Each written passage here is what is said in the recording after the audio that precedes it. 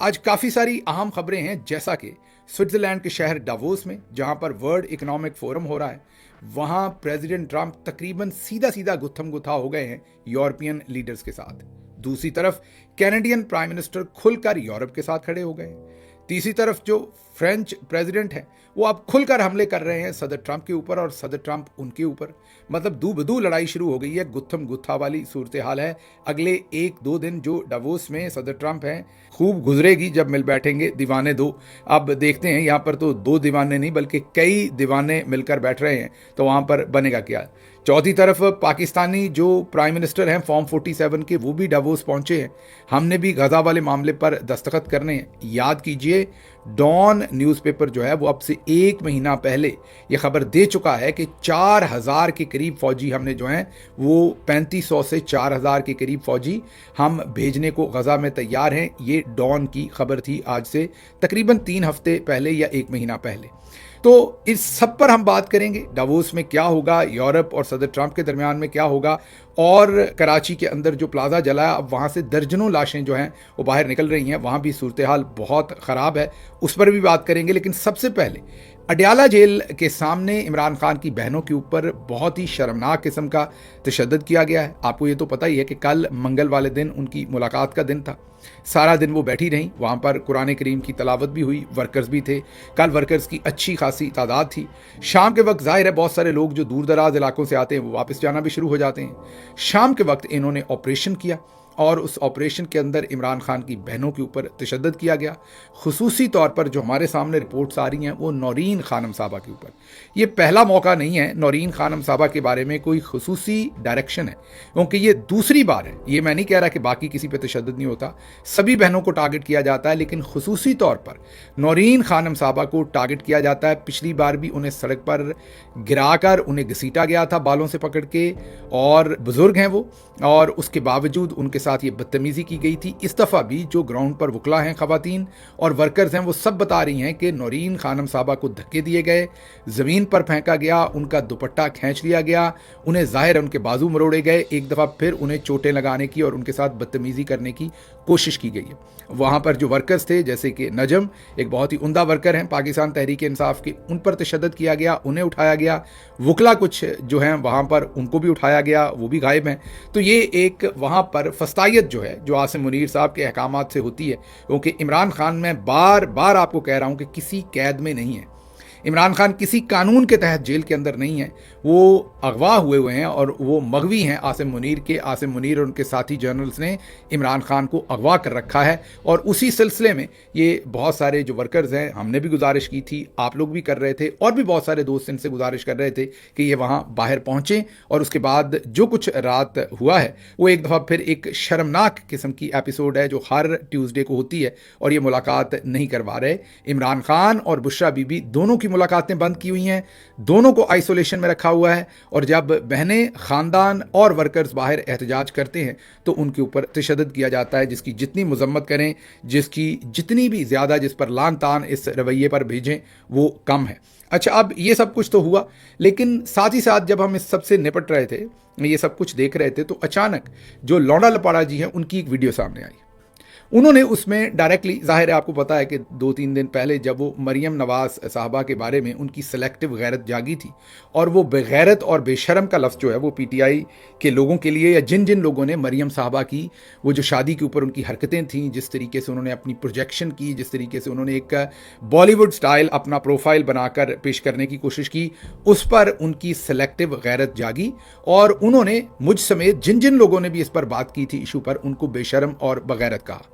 हमने उनसे कुछ सवालात किए, उसकी चुभन शायद ज़्यादा हो गई। पढ़े लिखे कम हैं लगते हैं आपको, क्योंकि स्कूलिंग अच्छी है। पाकिस्तान में ये भी रौला है, स्कूल बेहतर हो तो अंग्रेज़ी थोड़ी सी बेहतर प्रोनाउंसिएशन से आप बोल लेते हैं। वैसे लौंडा जी का हाल तो वहाँ भी पतला ही है, लेकिन उससे लोगों को लगता है कि पढ़े लिखे हैं। मेरा ख्याल लौंडा जी ने सिर्फ ज़्यादा से ज़्यादा बीए किया हुआ है, मुल्क से बाहर तो कहीं पढ़ने नहीं गए, इसीलिए उनको इस बात का अदराक ही नहीं है कि जो इंटरनेशनल यूनिवर्सिटीज़ हैं वो क्या होती हैं, वहाँ पर कौन लोग पढ़ते और पढ़ाते हैं। वो मैं आगे चलकर आपको बताता हूँ कि कितने ज़्यादा वो बेवकूफ़ हैं इस मामले में।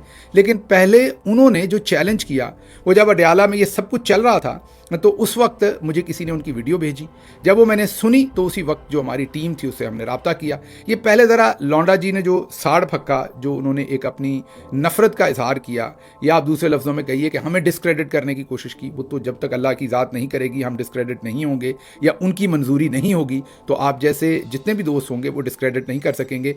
बहरहाल लौंडा लपाड़ा जी ने कहा क्या, ये पहले सुनिए। कहते हैं जी कि मंगल अडयाला प्लान पंजाब और केपी की पार्टी क़यादत को लिस्टें जारी करनी होंगी। हर टिकट होल्डर का ऑफिस नंबर भी दें ताकि अवाम उनको फ़ोन करके याद करवा सकें कि उन्होंने अडयाला आना है, और जो फिर भी ना आए उसका नाम पब्लिश किया जाए। लगातार 3 बार जो ना आए उसकी रुकनीत मुअत्तल कर दी जाए।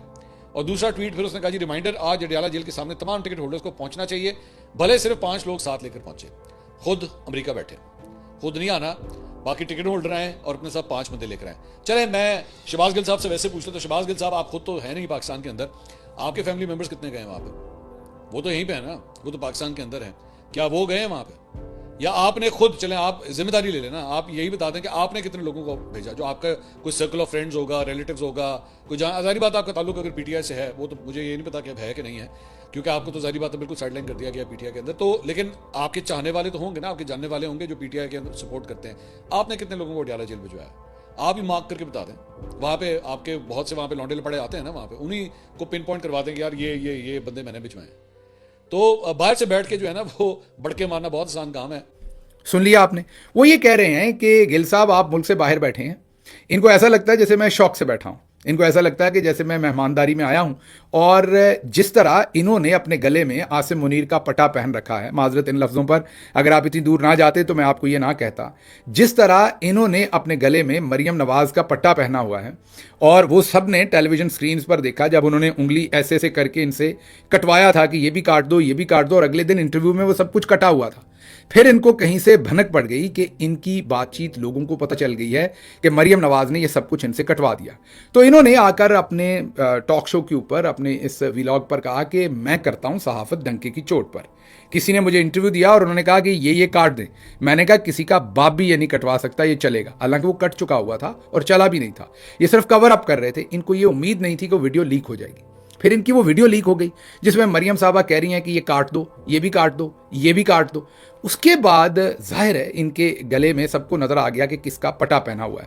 ये मंसूर अली खान है। किसी के बाप के अंदर इतनी हिम्मत नहीं है कि वो मुझे आके डिक्टेट करे कि मैंने क्या सवाल करना है और क्या नहीं करना, या मुझे कोई प्रूव करके आके दिखाए। रुको जरा, सब्र करो। अब हम कर सकते हैं रिकॉर्ड, दैट्स फाइन। 1 सेकंड, सवाल क्या है? तोशा खाना के हवाले से, आपका नहीं, मैं जनरली बात कर रहा हूँ। क्या? किसी के बाप के अंदर इतनी हिम्मत नहीं है कि वो मुझे आके डिक्टेट करे कि मैंने क्या सवाल करना है और क्या नहीं करना। तकरीबन 2 करोड़ रुपए की आपने वो गाड़ी बेची इन द ईयर 2011-12। आप पिक्चर, इसको वीडियो तो नहीं कर रहे? बंद कर दें जरा प्लीज। क्या मुझे कोई प्रूव करके आके दिखाए? मेरे पास इसके फैक्ट्स नहीं है। मेरे पास है ही नहीं डिटेल, मुझे पता ही नहीं है। ये 1 सेकंड, जरा इसको काटे। मुझे बताएं इसका फैक्ट क्या? हमने सहाफत की है इस तरह डंके की चोट पे। मुझे ऑनेस्टली इसका नहीं पता, मैं फैक्ट्स एंड फिगर्स चेक जरूर करूंगा। आप चेक कर लीजिएगा, चेक ये प्लीज काइंडली डोंट वरी। ये मंसूर अली खान है, आपका नहीं, मैं जनरली बात कर रहा हूँ। क्या?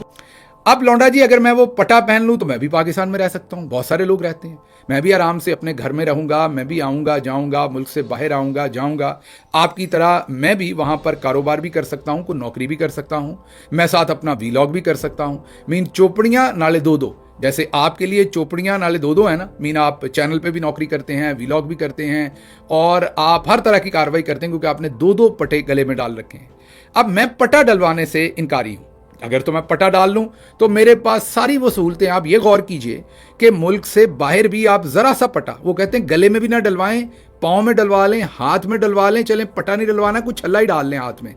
फील्ड मार्शल आसिम मुनीर का नाम लेके तनकीद ना करें। आपके जो पासपोर्ट ब्लॉक हैं, जो आप पर सफरी पाबंदियां हैं, वो ख़त्म कर देते हैं। बहरहाल इन्होंने चैलेंज जो किया था वो ये किया था हमें कि आप बाहर बैठ के ये बातें कर रहे हैं, आपके कोई लोग वहाँ जाते हैं। अच्छा, वो भी मैं बताता हूँ जाते हैं कि नहीं। मसला ये कि इनसे कोई पूछे कि जब नवाज शरीफ और मरियम नवाज मुल्क से बाहर थे और वो वहाँ से अपने वर्कर्स को कहते थे कि निकलें, एहतजाज करें, तो क्या ये सवाल ये तब उनसे पूछते थे? अब ये कहेंगे आप नवाज शरीफ थोड़ी हैं, बिल्कुल मैं नहीं हूं। मैं ये नहीं कह रहा कि मैं नवाज शरीफ हूं या मैं मरियम नवाज हूं। वाकई मैं तो एक मिडिल क्लास का आदमी हूं, मैं अशराफिया में से तो नहीं हूं जिन्होंने पटा आपके गले में डाला हुआ है। लेकिन इमरान खान साहब का साबिक चीफ ऑफ स्टाफ रहा हूं या उनका साथी रहा हूं। अब वो तो जेल से पैगाम दे नहीं सकते, तो मुझे लगता है कि जो पैगाम उनका होगा वो मैं यहां से दूंगा। अब जैसे मैंने कहा कि अगर मैं गले में पट्टा डलवा लूं तो फिर तो वहां काम करूं। दूसरा तरीका यह है कि मैं यहां से बैठ के जिनके गलों में पट्टे डले हुए हैं आप जैसों के, उनकी मंजी पीढ़ी ठोकूं, उन्हें एक्सपोज करूं, सबको बताऊं कि ये एक्सरसाइज तो करते हैं लेकिन अंदर से ये मामे मूधे हैं। जिम में इनका जिस्म तो है, ये ब्रायलर मुर्गे की तरह हैं, ये फैले हुए हैं, लेकिन अंदर इनके कख नहीं है। ये यहां से तू तकार कर सकते हैं, ऊंचा बोल सकते हैं, लेकिन अंदर इनके कोई खाता नहीं है। इमरान खान की बहनों को जब आसिम मुनीर के अहकामात पर वहां पर बदतमीजी की जाती है, तशद्दुद किया जाता है, तो बगैरत का लफ्ज़ तो दूर की बात है, ये बेशरम उनको नहीं कह सकते। लेकिन वापसी में सवाल हमसे पूछेंगे कि आपने अपने वर्कर्स को कहा है तो क्या आपने अपने लोग वहां भेजे हैं? जब हमें इनका ये वीडियो, क्योंकि जाहिर है कल इन्होंने शाम में व्लॉग किया तो वो 2-3 घंटे में मुझे वीडियो मिली, उस वक्त वहाँ वो सब तशद्दुद चल रहा था। हमने अपनी टीम से रब्ता किया क्योंकि हमारी टीम हर दफ़ा अल्लाह का शुक्र है वहाँ पर हाजिर होती है। तो मेरी टीम ने क्या रिकॉर्ड किया, इसमें हम चेहरे धुंधले रखेंगे, आवाज़ भी हमने तब्दील की है, जानबूझ के की है, पहले ही बता दें, क्योंकि इन्होंने जिनका पट्टा पहना हुआ है खसूसी तौर पर मेरी टीम को वहां गिरफ्तार किया जाएगा। मेरे जो लोग हैं वो बेचारे गरीब गांव के देहात के लोग हैं, उनको जेलों में डालेंगे। उनकी माएँ जो हैं बाद में इन्हें बद्दुआएं देंगी, जाहिर है पट्टे डालने वाले लौंडे लपाड़ों को, लेकिन उन बच्चों का नुकसान होगा।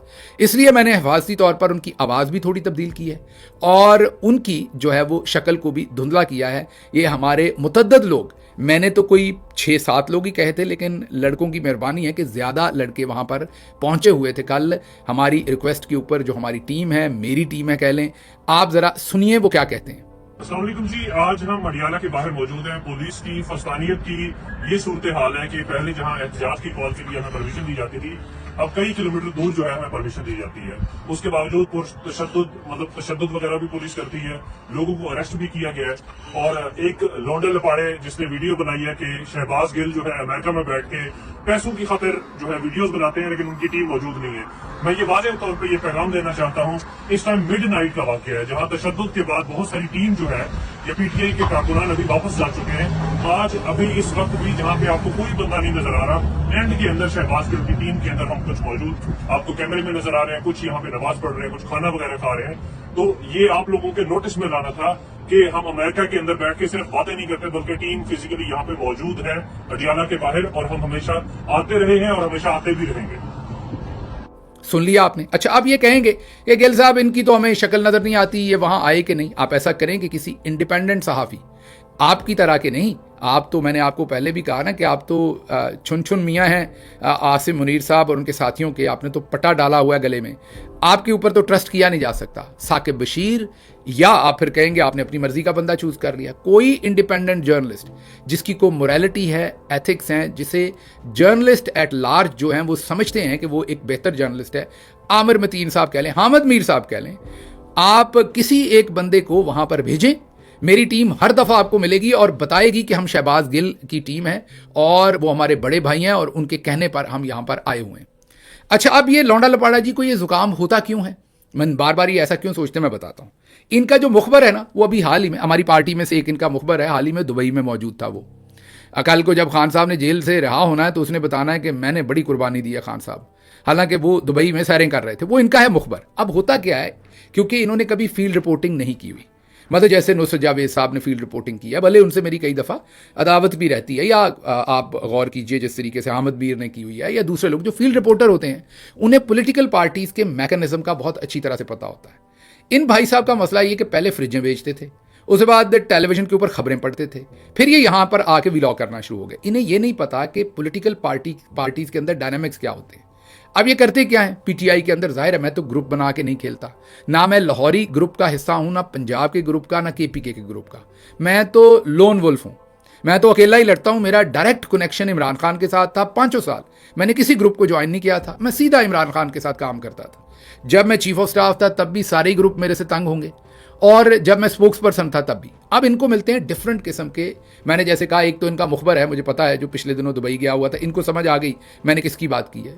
तो वो जो इनके मुखबर हैं वो ये बताते हुए, जी गिल साहब तो कोई बंदे नहीं बेचते, उनके पल्ले तो कुछ नहीं है, वो तो फारिग हैं सिर्फ, वो तो उगाती नहीं है। अब अगर ये फील्ड रिपोर्टर कभी रहे हों, इन्होंने रिपोर्टिंग की हो, जैसे अर्शद शरीफ शहीद थे या दूसरे लोग जिन्होंने फील्ड पर रिपोर्टिंग की होती है, तो उन्हें पता होता है कि पॉलिटिक्स के अंदर जो एक दूसरे के मुखालिफ लोग होते हैं वो एक दूसरे को बिल्कुल जीरो करते हैं, लेकिन इसका मतलब ये नहीं होता कि वो जीरो हैं। मतलब मैं अगर कहूं कि आप बिल्कुल जीरो हैं मंसूर साहब, तो नहीं, मेरे कहने पर आप बिल्कुल जीरो तो नहीं होंगे।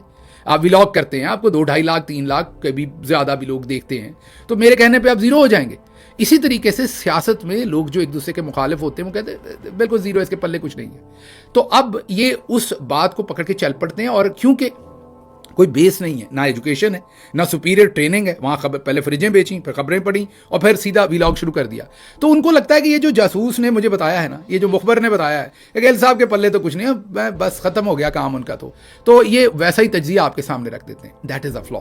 इसीलिए इमरान खान बार बार एक आयत बताया करते थे, अल्लाह मियाँ का फरमान बताते थे हम सब के लिए, कि किसी से इतनी नफरत मत करो कि उसके साथ इंसाफ ना कर सको। अच्छा, अब बात कंक्लूड करते हैं। आपने हमें चैलेंज किया था कि आप जरा दिखा दें आपकी वहां टीम जाती है कि नहीं। हमारी टीम वहां जाती है, और ये जो लोग आज गए हुए थे, कोई भी इंडिपेंडेंट रिपोर्टर अपने व्लॉग में बता दें कि फलां इंडिपेंडेंट है।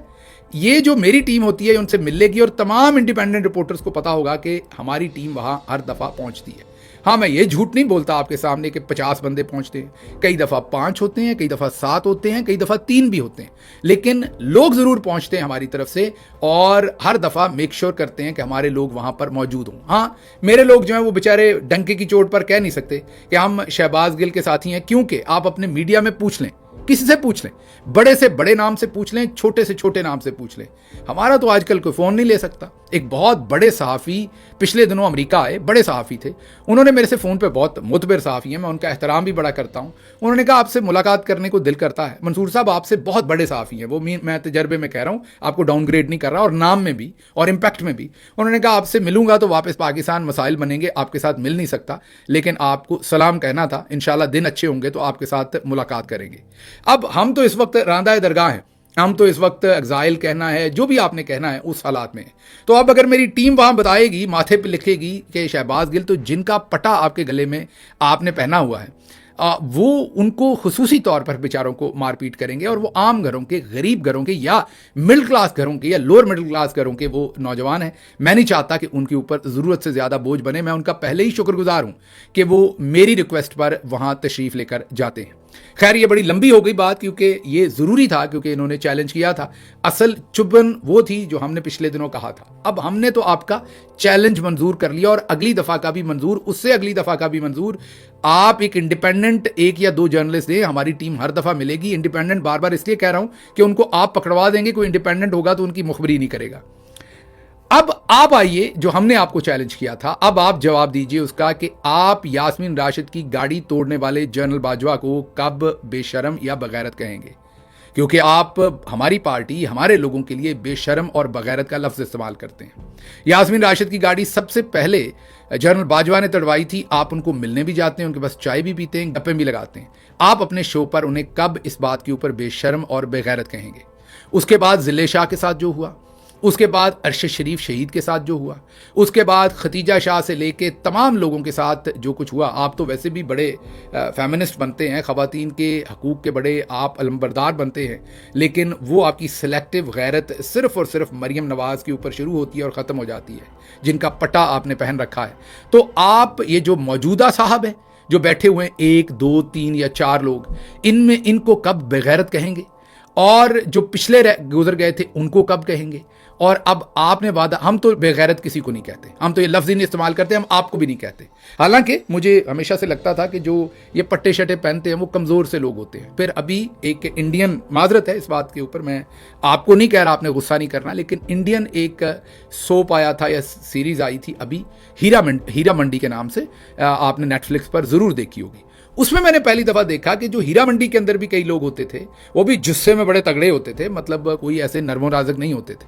तो जुस्सा तगड़ा होना ज़रूरी नहीं होता, इंसान का ज़मीर ज़िंदा होना ज़रूरी होता है। हमने आपका चैलेंज लिया, आपको वापस जवाब दिया। अब हम इंतज़ार करेंगे कि आप भी इसी तरीके से जो जो जुल्म किए हैं पहले जनरल बाजवा ने, अब आसिम मुनीर साहब और उनके साथियों ने, जो अल्फाज आप हमारे लिए इस्तेमाल करते हैं, हमारी पार्टी के लिए इस्तेमाल करते हैं, अब ज़रा अपनी मर्दानगी जो स्टीरॉइड्स के ऊपर है उसको दिखाइए और बेशरम और बगैरत का लफ्ज़ इस्तेमाल करके दिखाइए।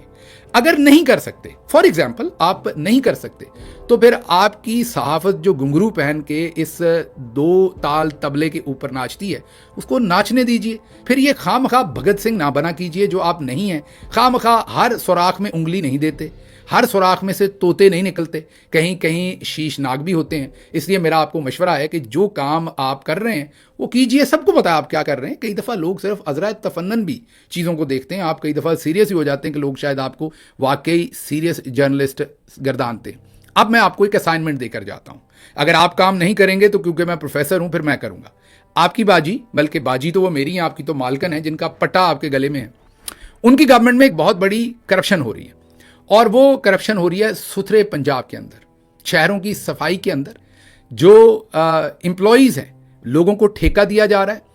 आपको मैं पूरा स्कैंडल बता देता हूं। ब्रेक आपने करना है, ये आपको पहले करना चाहिए था लेकिन आपने किया नहीं। अभी आपको असाइनमेंट देके जा रहा हूं। आप सहाफत करते हैं ना तो आपको सहाफत सिखाते हैं थोड़ी सी। सुथरा पंजाब के अंदर अब ये कर क्या रहे हैं कि पूरे लाहौर में या किसी भी शहर में ये किसी एक बंदे को जिम्मेदार बना देते हैं, ठेकेदार दे देते हैं, ठेका दे देते हैं, कॉन्ट्रैक्ट दे देते हैं कि वो तमाम एम्प्लॉयज़ वही प्रोवाइड करेगा। 25,000 रुपये सफाई वाले की तनख्वाह है, 6,000 रुपया वो बंदा ले जाता है बीच में से जो कॉन्ट्रैक्टर होता है आपकी तरह का। मैं आपको नहीं कह रहा लेकिन आपकी तरह का। उन बेचारे स्वीपर्स जो खाकरूब हैं उनसे भी 6,000 रुपया वो ठगता है और 19,000 रुपया उनको देता है महीने का।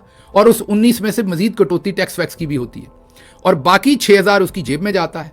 अब आप जरा काउंट कर लीजिए बड़े शहर में कितने लोग होते हैं और छोटे में कितने। ये अरबों रुपए का खांचा है हर साल, अरबों, कोई 1, 2, 3 अरब नहीं, अरबों रुपए का। और इसमें हमारी इतलात ये हैं कि मरियम औरंगजेब और मरियम नवाज डायरेक्टली इन्वॉल्व हैं। हमारी इतलात ये हैं कि वो डायरेक्टली ये ठेके दे रही हैं लोगों को, डायरेक्टली ये लेबर सप्लाई का ठेका है। पाकिस्तान के मिनिमम वेज से भी कहीं नीचे पैसा दिया जाता है। ये सीधी सीधी कानून की खिलाफ वर्जी है, सीधा सीधा स्कैंडल है आपकी। क्योंकि सहाफत 2 ताल तबले पर नाचती है पट्टा पहन के, वरना आप लाहौर में बैठे हुए हैं, आप इससे पहले ये स्टोरी ब्रेक कर चुके होते। हम जो यूनिवर्सिटी बनाई गई राणा आलम साहब की ज़मीन, वो भी हमने आपको बताया। उसके अलावा भी अब हम आपको याद करवाते रहेंगे बहुत सारे और स्कैंडल जिनके ऊपर आपको काम करना चाहिए और उसके लिए आपको पट्टा उतारना पड़ेगा। लेकिन जो पालतू होते हैं, आप कभी पता नहीं गए हैं कि नहीं, मैं बहरहाल एक दफ़ा सफारी पे गया था तंजानिया, तो वहाँ मैंने देखा कि जब शेर अपना शिकार खाकर सुस्ता रहा होता है तो हाइनाज आ जाते हैं। आपको पता है वो शेर को भी काटने को पड़ते हैं क्योंकि उन्होंने किसी का मारा हुआ शिकार जो है वो खाना होता है। आपकी सहाफत की, आपको नहीं मैं हाइना कह रहा, मैं ऐसे तो बदतमीज़ी नहीं करता, आप के अंदर कोई जरासीम है बदतमीज़ी के, मैं वो काम नहीं करता। तू तकार तुम, ये मुझे जेब नहीं देती कि मैं आपके बारे में, अभी भी आपने गौर किया होगा आप मेरे मुंह से निकलता है। तो वो जो हाइनाज होते हैं वो शेर को भी पड़ जाते हैं। और ऐसा नहीं होता कि शेर को पड़ जाते हैं, लेकिन शेर थोड़ी देर सोने की कोशिश करता है खाने के बाद, ये मैंने अपनी आंखों से देखा है। और जब वो हाइनाज उसे नहीं सोने देते तो कई दफ़ा शेर उठ के चल पड़ता है और वो हाइनाज फिर उसके बाद खाते हैं। अंदर से तो वो यही सोचते होते हैं कि हमने शेर मार लिया, लेकिन मतलब कि शेर को भगा लिया, लेकिन ऐसा नहीं होता, वो अपनी मर्जी से जाता है। तो आप फिलहाल पट्टा पहने रखिए, मैं वापस आऊँगा, मैं कैमरे में देख के आपको बता रहा हूँ। हम वहाँ पर आपके सामने काम भी करेंगे, इंशाल्लाह अच्छे तरीके से करेंगे। ये जो बार बार आप ताने देते हैं, आप बाहर बैठे हुए हैं, आएगा इंशाल्लाह हमारा वक्त जब हम वापस आएंगे। फिलहाल वक्त नहीं है।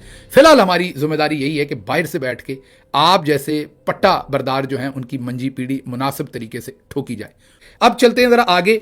माजरत ये बहुत ही लंबी हो गई बात, मुझे अंदाज़ा नहीं था।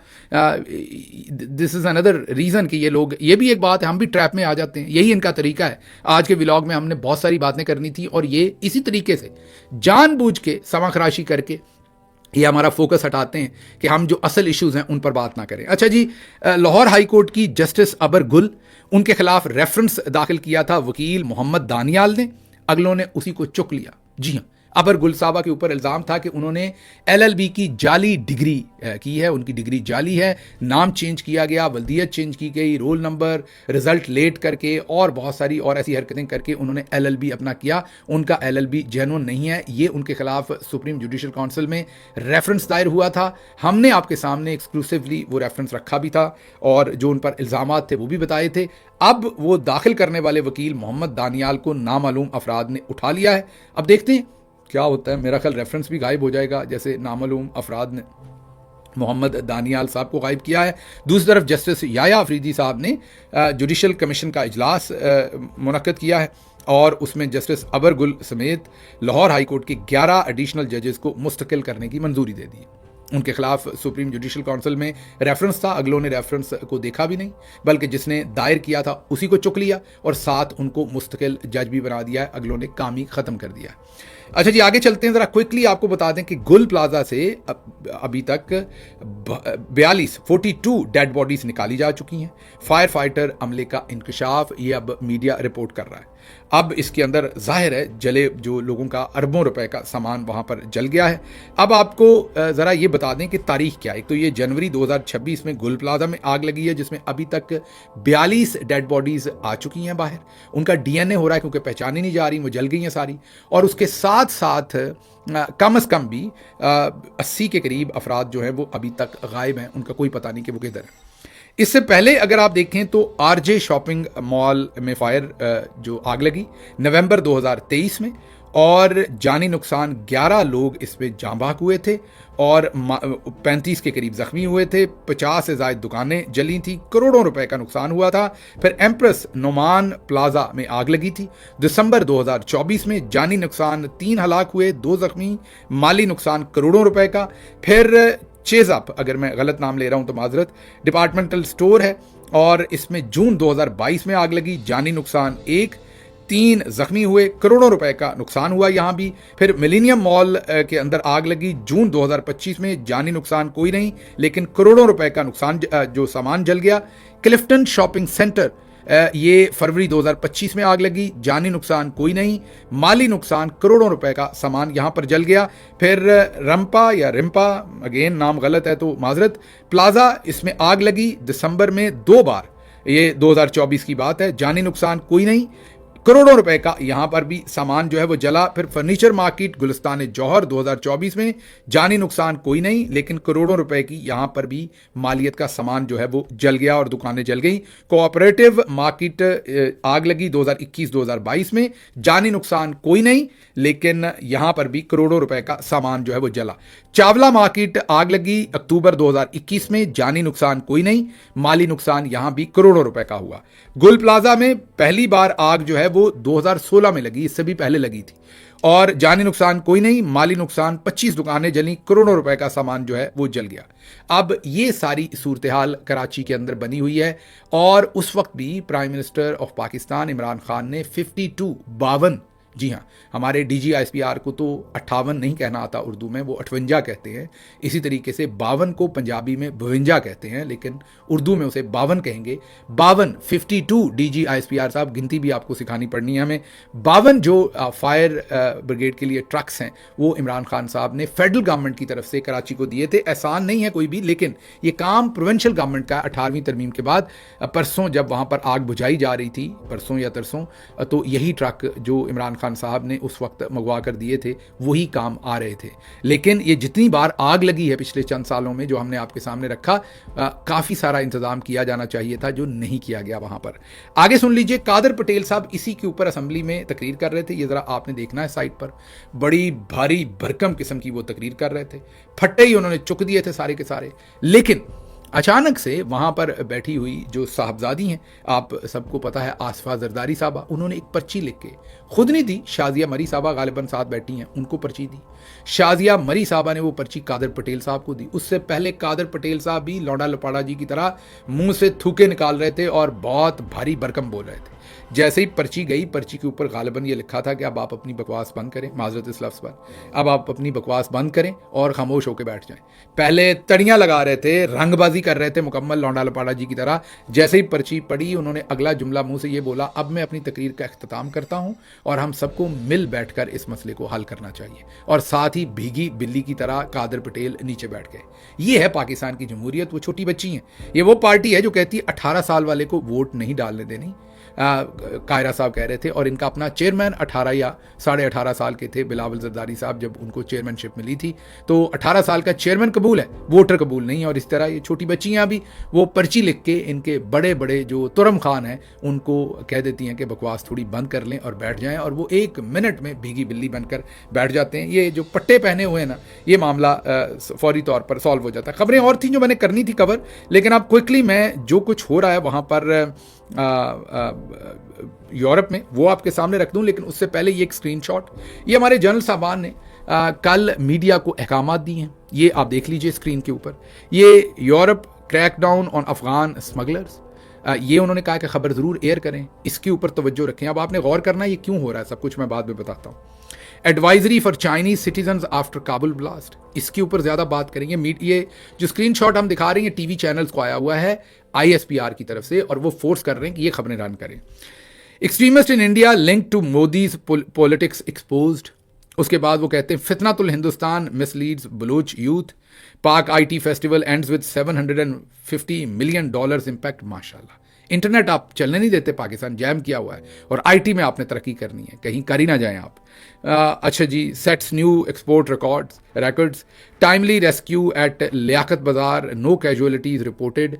और वो कह रहे हैं कि ये टुडेज पैकेज है, अगर ये एयर नहीं हुआ तो अकोमोडेट करें न्यूज़ साइकिल के अंदर, मतलब कि ये खबरें रन करें। वजह क्या है, फील्ड मार्शल के ऊपर कोई बात ना करें, गजा का जो अमन मुआहदा साइन करने जा रहे हैं उसका यहाँ कोई जिक्र नहीं है, डाइवर्जन क्रिएट की हुई है। एक और डाइवर्जन मैं आपको बता दूं चलते चलते क्विकली। इस वक्त जब हम आपसे बात कर रहे हैं, सुबह का व्लॉग है, तो जो ईमान मजारी साहबा हैं वो हाई कोर्ट के अंदर पनाह लिए हुए। उनके ईमान मजारी और उनके शौहर, उनका क्या कसूर है बेचारों का? वो रूल ऑफ लॉ के लिए बोलते हैं, फ्रीडम ऑफ स्पीच के लिए बोलते हैं, जमहूरियत के लिए बोलते हैं। अच्छा, वो कोई ऐसे वकील भी नहीं कि सुप्रीम कोर्ट के वकील हैं, मीन जूनियर दोस्त हैं वो हमारे, अभी हाई कोर्ट के वकील हैं, लेकिन वो सही तरफ खड़े हैं, मेहनत कर रहे हैं, कोशिश करते हैं लोगों के हकूक़ के लिए बोलें। अच्छा, अब उन्होंने कोई ऐसा जुर्म भी नहीं किया, कोई ऐसे ट्वीट्स भी मैंने देखे, कोई ऐसे नहीं है कि इनको बहुत ज़्यादा तकलीफ हो, तो फिर ये उनको ये पकड़ने का सारा इन्होंने क्या किया हुआ है, उनको क्यों हरास कर रहे हैं? इन्होंने कोई ख़ास उनको पकड़ना या सज़ा मेरा नहीं ख्याल देंगे भी तो आप देखेंगे कोर्ट्स उन्हें छोड़ देंगी, और ये कोई बहुत ज़्यादा इंटरेस्टेड नहीं है उन्हें अंदर रखना लंबा। तो फिर ये क्या कर रहे हैं? ये कर ये रहे हैं, ये डाइवर्जन क्रिएट कर रहे हैं। अब आप देखें ना, कल से सारा मीडिया उस तरफ लगा हुआ है, तो ये उनको तंग कर रहे हैं बेचारों को, क्योंकि वो अच्छा काम कर रहे हैं, उनकी तारीफ करनी चाहिए हमें, उनकी सताइश करनी चाहिए, तहसीन करनी चाहिए। उनको ये तंग कर रहे हैं, कोई इन्होंने उन्हें लंबा अरसा, ये हमारा तजिया, हम गलत हो सकते हैं, कोई लंबा अरसा अंदर नहीं रखना, कोई इनका पर्पज़ नहीं।